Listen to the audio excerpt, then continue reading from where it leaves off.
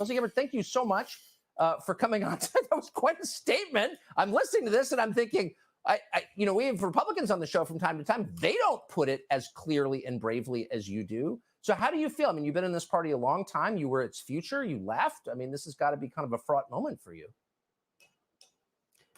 Tucker, as you know, I've always been an independent-minded person, Democrat, yes, but an independent Democrat. And my loyalties are very clear. I love our country. And I took an oath, both as a service member, as a soldier, as well as a member of Congress, to support and defend the Constitution. And that's an oath that I take extremely seriously. And so when you look at this party, the today's Democratic Party, it's controlled by fanatical ideologues who hate freedom. They despise the Constitution. They actively find ways to undermine our God-given rights enshrined in the Constitution, like freedom of speech. If you say something and I say something that they don't like, instead of saying, you know what, agree to disagree, live and let live in the traditional liberalist kind of way, no, that's not good enough. They will do all that they can to destroy you, silence you, smear you, work with big tech, work with corporate media to actively destroy anyone who dares to even question their agenda. They are against freedom of religion. They are hostile towards people of faith, people who have their own spiritual practice, especially Christians, finding ways to be vindictive, to discriminate, to punish people who happen to exercise that freedom of religion. The list goes on, but the foundation of freedom is really what was at the heart of my making this decision, that I cannot be a member of a party that is against freedom and actively trying to undermine it.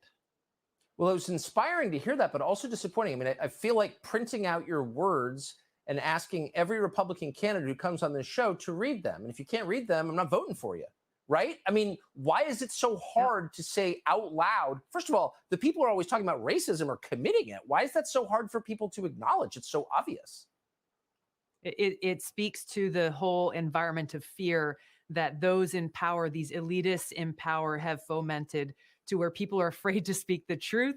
They're afraid to exercise their right to free speech because, hey, you might lose your job, you might be canceled, you might be trashed, and God forbid in Washington, you might not be invited to the cool kids parties. You might not be as popular. And this is really what it comes down to, is rather than taking a stand for peace, for prosperity, security, and freedom of the American people, we have too many people in Washington who are warmongers, subservient to the military-industrial complex, and continuing to put their own selfish interests or the interests of their donors first, with no mind for the cost and consequence that their decisions have on the American people. This is exactly what we're seeing right now with President Biden and leaders in Congress whose decisions are actively pushing us to the brink of a nuclear holocaust, of which they may have their bunkers where they'll be safe, but we, the American people, will have no shelter, no place to go, no place to hide, and face the consequences that could destroy all of humanity and the world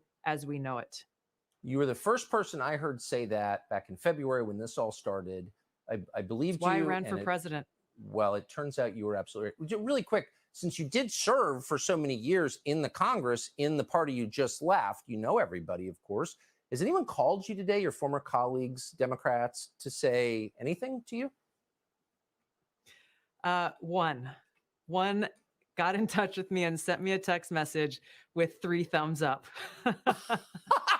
I would love to know who that is, but I'm glad you're influencing people. Tulsi Gabbard, I'm not going to ask you what you're doing next. We will all watch, but I hope you'll come back on the show soon. Thank you.